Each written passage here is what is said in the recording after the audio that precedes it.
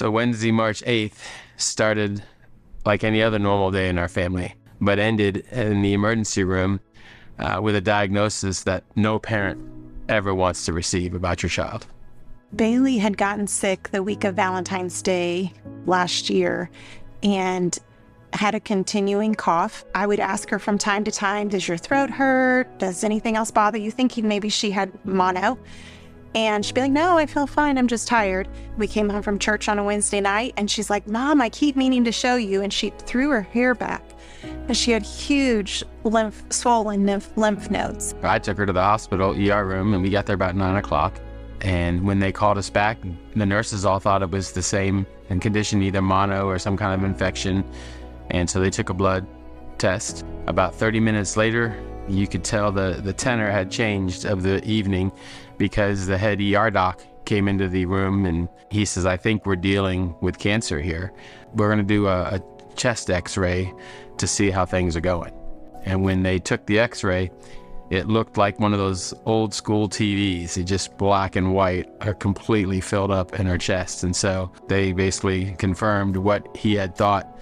And that's when we had a decision to make. And they gave us the choice. They said, you need to choose between Kansas City Children's Hospital or St. Louis Children's Hospital. St. Louis was halfway between us and my family. So we prayed about it, chose that, and they took her by ambulance that morning. And as soon as we got there, within 15 minutes, the oncologist team was there and they immediately started running tests.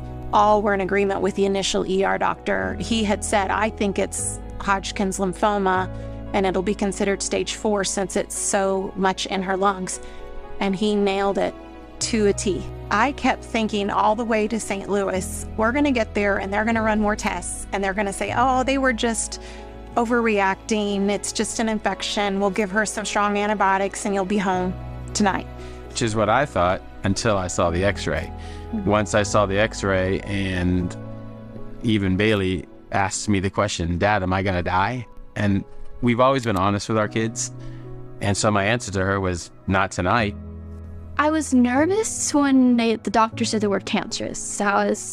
I knew some people who lost loved ones from cancer, and I kept telling myself that just trust in God. I knew He had a plan, and whatever happened, I'll be okay either way. In those first couple of weeks that we told her, it's okay to have questions. It's okay to wonder what's going to happen. It's okay to ask, why me?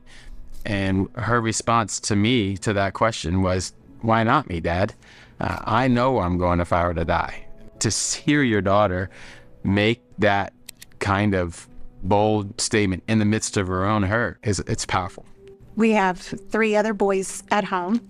One was actually at Fort Leonard Wood doing his AIT training, and then Bailey's twin brother was at home, and then the brother in between, who was 18 and in his senior year at Glendale. Each of them to the T said, why does the nicest person have to get something horrible like this? One of the hardest things was being away from family, but also losing my hair. That was really hard when they were shaving it. Just part of me, it was just sad just to see it go. It was hard looking in the mirrors the first couple of days.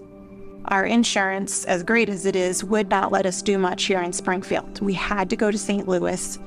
So all 5 rounds, we were up there for a week each. Around the 4th round, they told us so we can do parts of the chemo treatment outpatient. And so we were worrying because it'll be hard to pay for hotel rooms. The hospital has social workers who provide you all kinds of information. They are so helpful. But they immediately found out that the Ronald McDonald House was full and had a huge waiting list.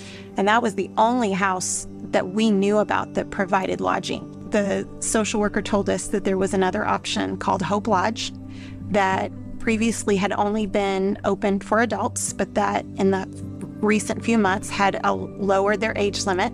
So we go there. It's really nice. The beds are comfy, the bathrooms are really clean and nice. The whole room is nice. There's another room with a couch and TV, so it felt like a living space. Staying at Hope Lodge was a huge blessing.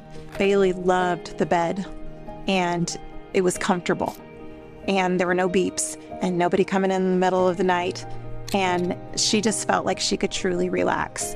And one of the benefits of the Hope Lodge is that peace of mind and that comfort that it gives to the family that is not able to be with their loved ones.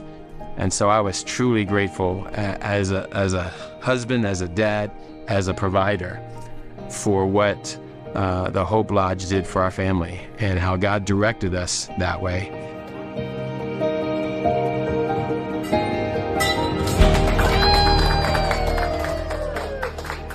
I'm healthy now, cancer-free, hair's going back. I'm able to do almost everything I did before cancer now. My energy level's back up. Throughout this whole journey, I'm thankful that the Lord helped me and my family, encouraging us. I'm also thankful that the American Cancer Society made places like Hope Lodge for families who can't afford hotels. That way we can just relax and it can help me heal, help me just have a nice bed and a living space and feel like home. I hope you consider supporting Hope Lodge to help encourage other families just like ours.